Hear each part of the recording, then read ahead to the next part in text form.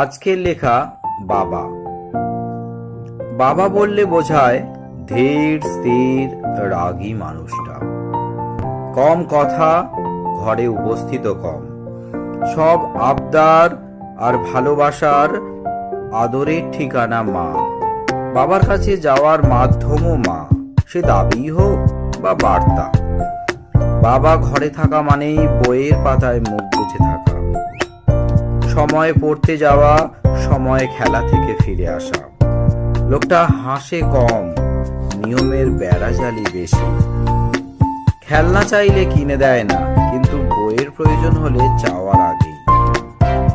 একটু বড় হলে লড়াইয়ের ময়দানে বাবা কিন্তু বটবৃক্ষ। অসুখ করলে মাথার কাছে সারা রাত্রি জেগে থাকে মা, আর চিলের দৃষ্টি থাকে বাবার, সতর্ক ও নিখুঁত।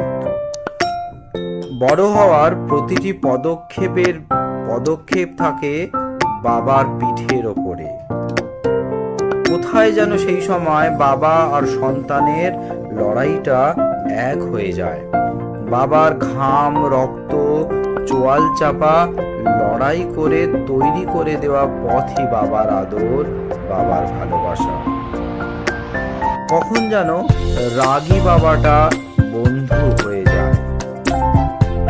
মা সন্তানকে প্রথমে বহন করে গর্ভে, তারপর হৃদয়ে, আর